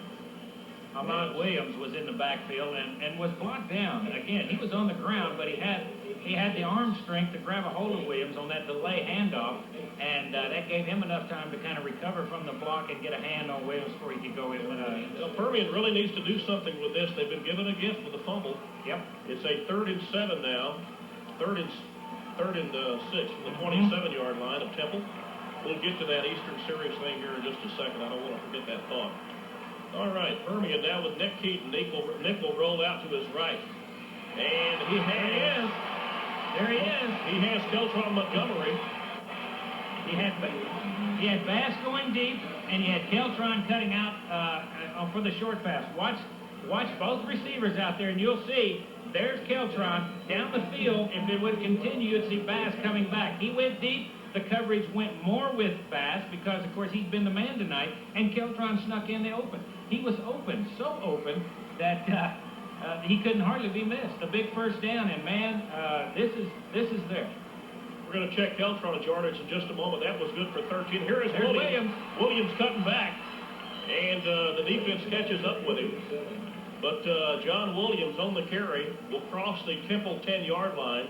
Permian began this series back at the 13 after the connection of Keaton to Keltron Montgomery. And now after the carry by Williams, it was good for 5. Permian now set up at the 8-yard line. Another good move by Williams, of course. It took Norman coming up to make the stop. A few years ago, Permian had a series, a home-and-home series with Marshall. They went out to Marshall, got beat in Marshall, came back the next year, walloped them. The next time around, they played Tyler. Tyler again beat them on their home turf, came to Permian. The next year, Permian walloped them. Now they begin the series with Temple. Last year, they go to Temple. The long drive, all of the stuff associated with it. Temple wins the ball game. You bring it back to Ratliff. Look what's happening tonight. We need that to continue right now. Come on, Permian. I think he wound the clock. Let's get up on the line and move, guys.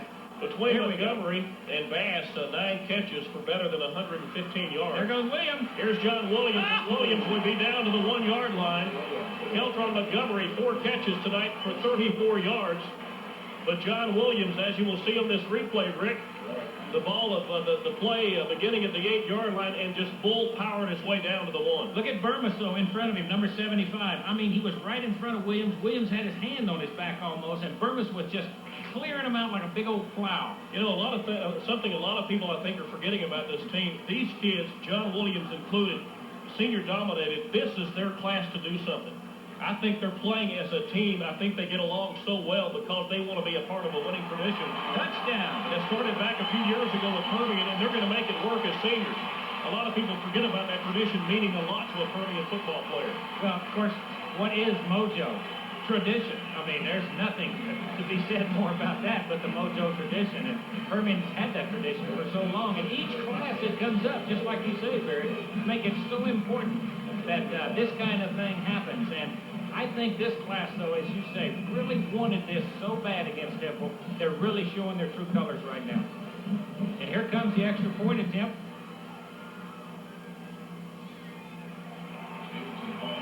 Up and good. There's that extra point with the 7:23 left in the final period of play. It's Temple with that superior speed. They're not really superior speed, just a lot of speed, but superior size for sure, allowing Temple to go 77 yards to close within 7. It was 14-7 with Permian leading with 8:42 to play in the third quarter. We have 7:23 to play in the game, and Permian has the 28-7 lead. Here's the kick by Stevenson. Not quite deep enough into the 4-yard line. And look at that play by the sophomore. Rory Couch, again, the sophomore making the play. He wasn't going to let go of that leg either, was he, huh? I tell you, he looked like a hungry kid at Thanksgiving. Give me that leg of turkey. I'll take him down. Well, once he got a hold of it, he started twisting because he knew that's the only way he was going to bring him down. That drive by Permian could have just about sealed the fate of the Temple Wildcats. The 1-yard run by Williams. Williams had a great night tonight so far. 25 carries, 180 yards against the Temple Wildcat defense. He has scored 3 touchdowns, 66 yards, 5 yards, and 1 yard. 31-yard drive in 6 plays took him 2 minutes and 58 seconds. And now Temple begins this series at the Permian, or rather at the Temple 21-yard line. And quickly the quarterback Lee comes up to hit Bucky Dusick. And Dusick quickly hits, I think he was hitting Washington about as much as Washington was hitting him. Montgomery and Washington kind of hit one of the low. You take him low, which Washington did, and then Montgomery hit him high, and they just kind of bent him over like a big pretzel. But that was a good, quick opening, fast 8 or 9 yards on that play. And I think you're going to see him come out throwing. The quarterback Lee has a good arm. If he ever gets it under control, he can throw the ball. Mike Nichols has come in as Washington limps off. In the second half, Temple has outrushed and outgained Permian 130-109, but Permian has put up 2 scores to Temple's single score in the second half. There is Adam Hamilton, number 40, bull wrestling the ball carrier to the ground along with number 85, the linebacker Alan Garrett, the ball carrier. And Wharton was in there also from the group, and what happened on that one is Permian broke through the line and really stacked up everybody, and that's what slowed the play down and gave everybody time for Wharton and the rest to come up and time down. Yes, I believe it's Delirious Wilson, 22, that's in there, right? I wish they'd give those two guys different numbers, Yeah. 22, 32. Give me a break. Here's All right, quarterback lead back to pass, and Big Duck Cliff, our cameraman, along with everybody else, says the pass is just a little bit too far. There's Aaron Washington being talked to. They're checking to see if he's going to be okay and if he'll be able to go back in. It looked like the pass went about 10 yards too far, and there again, Lee has the arm. He can throw that ball far. The only problem was that ball went 10 yards too far, and there wasn't anybody even near it when it finally hit the ground. So I'm not sure if the receivers are running bad routes or Lee is just a little too excited. Well, Watson's been the main cog tonight, 76 yards for these Temple Wildcats. But of that, 49 of that came on that one carry and led to Temple's single score of the night. Here is Sheldon Bass as he recovers, fields the punt and returns it out to the Permian 29-yard line. Say, this Permian defense, you can't say enough about what they've done tonight, Rick. No, you can't. They made the plays when they needed to make them.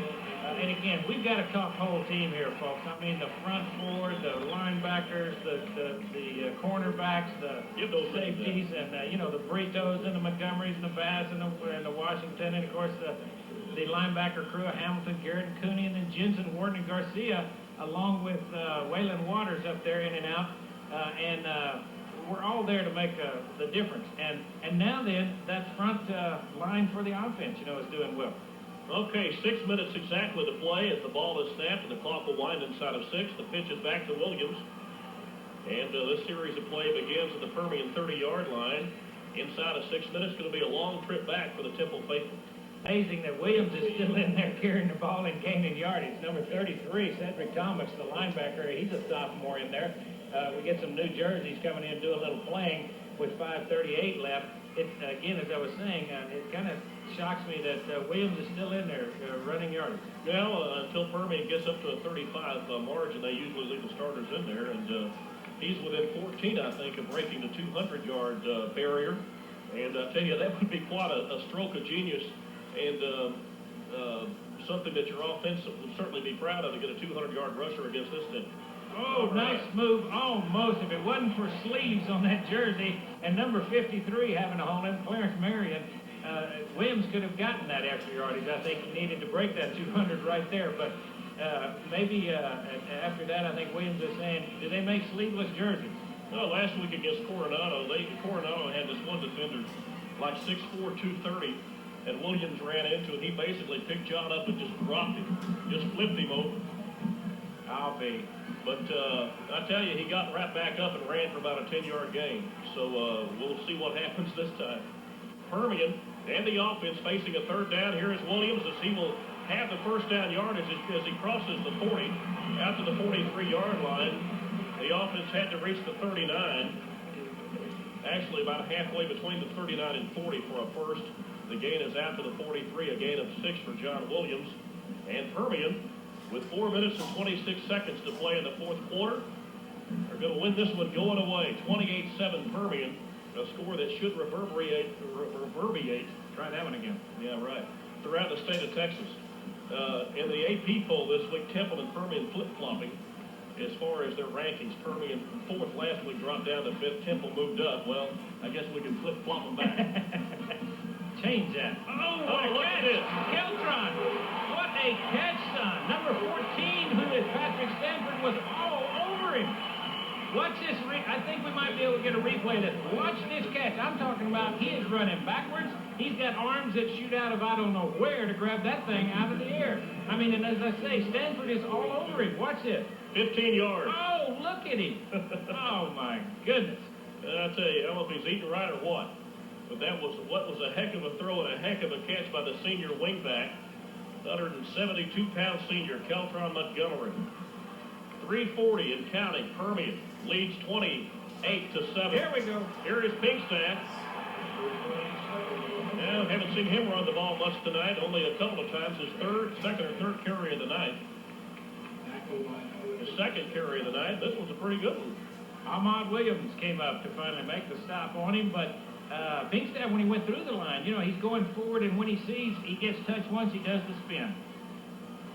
What are you saying? I'm saying he had an 8-yard carry. That's what I thought you said. 8 yards from the senior running back, Greg Pinkstaff, two-way starter. Permian, a lot of two-way starters, Pinkstaff and Williams and Garrett and Jensen. Montgomery, Bass. There he goes again. Pinkstaff again, and Pinkstaff, look at this. Got a flag coming in there. 15-yard gain for Greg Pinkstaff, and you can see the quality of players that Temple has. This number 23, James Wright, helps him back to his feet and kind of says, hey, look, sorry, we didn't mean to hit you there, son. Unfortunately, like conduct foul against Temple. We're going to look and see exactly how he broke through the line. And again, this offensive line, Rick, tonight has done such a great job. Watch the blocking. That's what I'm just getting ready to say. You've got to spend some time looking at that line because, guys, without the hole there, now look at this. Look at the blocking up front of him there. Boom, some more hitting. 36 comes back for the block. Williams trying to help him out. And there, he goes through the biggest hole you've ever seen. No, you caught a glimpse of Jamie Kane, number 61, and Waters, number 88. Waters, the tight end, and Kane, the offensive split guard, rather, as they just blew that defense back. Permian wants a 35th point tonight, folks. 28-7, 2:33 to play.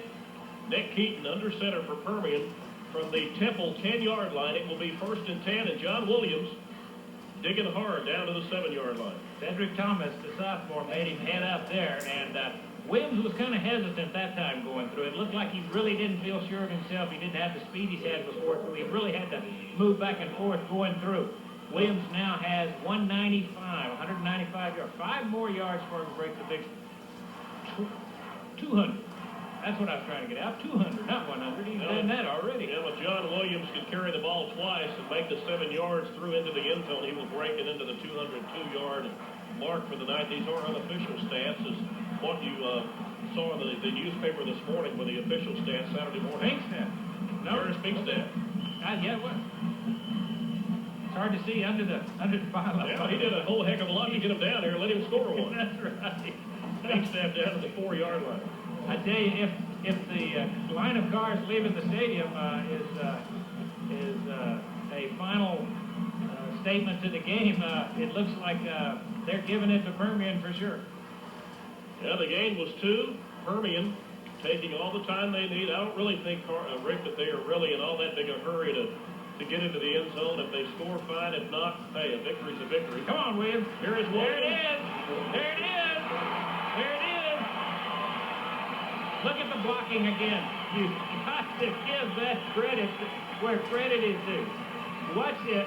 We're going to get a replay on this. Watch this replay. If you can see, keep your eye on that blocking out front of him. There's Pinkstaff, cut down 2 men. Bass is out front of him blocking. I mean, they're all doing their job. They're moving people around like they're not even there. And he goes 2-0-1. That's all he needed. That's all he had to have to get the score. He did his thing. He busted 200. They go up 34-7 right now with the extra point kick getting ready. Now the Panthers keep it for 4 minutes and 55 seconds. Their best drive of the night as far as time is concerned, but they go 70 yards in the 10 plays. John Williams capping it with a 4-yard run. Extra point. And the exclamation point added by Eric Stevenson as Permian with 1 minute and 5 seconds to play in tonight's game is on top of Temple, 35-7. Now tell me, would you have believed that? If somebody would have said tonight's game is going to end, and it's not over yet, but it's going to end 35-7. What would you have told them at that point? I thought Permian had an excellent chance to win the ball game tonight. I think anytime Permian shows up against anybody, they have an opportunity to win a ball game. I don't care how good you are. 35-7. No, I can't say I expected that. I was thinking Permian would win by a score of 28 to 20. 28-20 is what I told Keith before the ball game. I definitely would have believed a closer game. Ken, I've got a question for you. Next week, revenge number 2 as they go up to Amarillo to play Amarillo High after that. What happened in Lubbock last year with the Snow Bowl at Jones Stadium, 10-7 was that final. Well, tonight's ball game, tonight's ball game, how will that affect next week? Can you get back up after tonight? Mm-hmm. Make the 6-hour trip down to Amarillo and play Amarillo? Well, But what you're doing is what they wanted to do tonight. Okay, you guys beat me last year. Wham, bam, we're going to beat you this year. Hey, you guys beat me last year. Wham, bam, we're after you. Now, Permian basically tonight has not given Temple any opportunity at all, to get anything generated. We're going to give you some stats right quick as the game is rounding down. He wanted to make sure that he didn't fumble the ball, and they at least have a little more opportunity. I understand that, but that's not going to do a whole lot of good either. But. In the passing department tonight, Nick Keaton unofficially 12 of 13 for 150 yards. I tell you, that's pretty stout. 12 of 13 for 150. He hit one touchdown pass of 34 yards to Sheldon Bass. The big man tonight on campus, John Williams, unofficially with 30 carries tonight, 201 yards. Pinkstaff, 4 carries for 33, and that's offensively. Defensively, the Permian defense has just done one heck of a job tonight against a very potent offense. Oh, Justin Lee, a toss out, and the intended receiver, Gerald Watson, and it hit him, but it bounced off. And in fact, we've seen a lot of that tonight. I think Permian's defense was able to rattle the quarterback early. Last year, Adrian Woodson, the all-everything quarterback for Temple, really generated a lot for that Temple offense. I think that Lee still has a lot to learn. And I think early in the game tonight, I think that Permian was able to rattle him early and kind of take Temple out of their game plan. He kind of made a strong comeback there in the third quarter. But the defense, along with the offense, really had allowed Temple really to get the sink tonight. Well, as we talked throughout the whole game, our fear was the speed breaking through. And that happened once, and only once, when you get down to it. Here's Lee, the quarterback. The flag on the field. Too much time taken by the Temple offense. We are inside of 1 minute, 55 seconds officially. Left on the clock is Permian. Will move to 2-0 on this young season. And Temple, after that big 63-0 win last week against Austin Johnston, will fall to 1-1 after tonight's shellacking of 35-7 to Permian. Now, nobody can say, though, that Temple came into this game, even after a 63-0 win, overconfident. I mean, if they did, that's a big mistake on the coaching staff to let that happen because they're playing Permian. Give me a break. No, this is kind of like Nolan Ryan and Robin Ventura put the boogies on him, They just kind of walked him upside the head. I was talking to the Temple beat writer earlier this week, and he said that... hello, shake hands with a man, 34, that beat... Eddie Rogers, and number 26 in there to help him in that backfield, and that's Ephraim Hamilton. Those two broke in. He didn't stand a chance. Watch a replay, Barry. All right, I'll tell you what the beat writer said concerning what against Permian. I beg your pardon. What was the call here? Let's watch and see if we see anything. Looked like I don't know what that could be. What do we see? I have no idea. That's a big one. Let's watch it.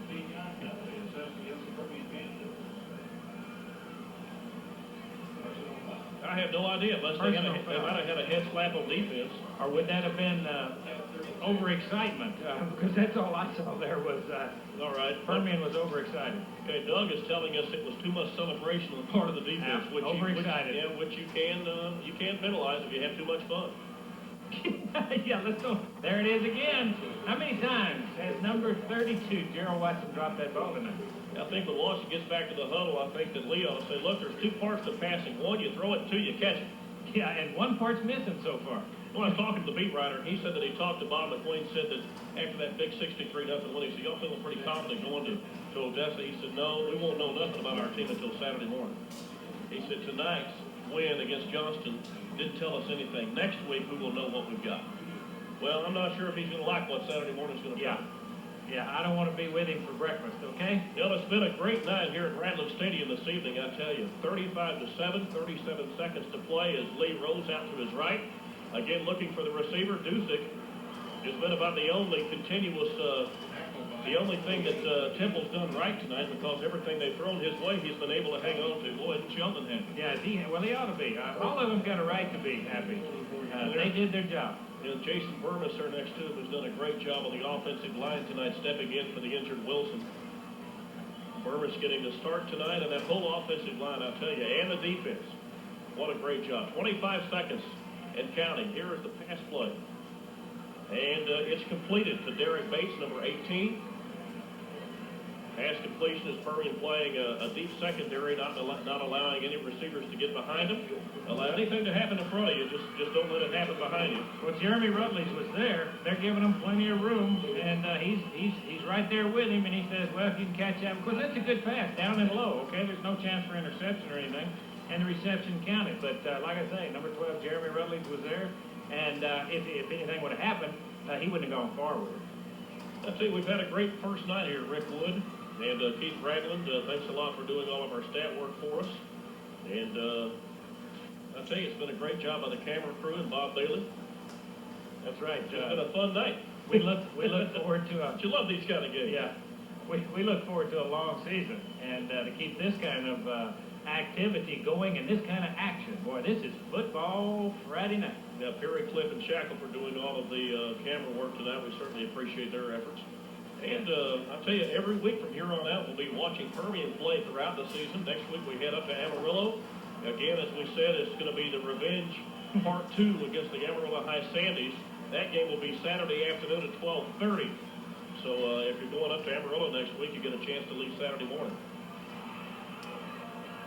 You said 1:30? Oh, the quarterback. He may be just stay down. Who was that masked man, number 34? And we're talking about Eddie Rogers. I mean, he was in on that quarterback, and he put a hit that quarterback hadn't seen yet. Lee did finally get up, but he didn't want to.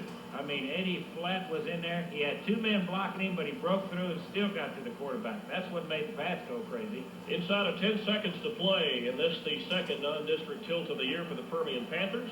Temple faces San Angelo Central next week. And don't you know they're going to want some Bob Kitty after tonight? Yeah, kitty to kitty there, isn't it? I believe that game will be played in San Angelo. Lee going for it. Over the middle, a little bit behind him. And only took 4 seconds off the clock, 5 seconds to play in the game. Derek Bates. Intended for Derek Bates. And he threw it a little behind him. Again, Lee's a senior, I believe. Yes, he is a senior, but he just doesn't have his passing game together. He's just a little bit off. 8 of 19 tonight for 58 yards, and this follows a game last week against Austin Johnston. Justin Lee, last week, I don't know what happens to these notes when I write these things up. He threw for 132, and he only played the first half and 4.5 minutes the second half. He just kind of did his work and went on to the house. But tonight's been a whole different story. You think they're going to pass on this play? I believe so. Last play of the game, you would expect is Lee looking over the middle. It's over. And Nichols, the closest man to it, and we have come to the end of what has been a great night of football at Ratliff Stadium. Permian defeats the Temple Wildcats, avenging last year's defeat in Temple. Tonight's final, Permian 35, Temple 7. For Rick Wood, for Keith Ragland, and all of our production crew, thanks for being here. We'll see you again next week. Mojo!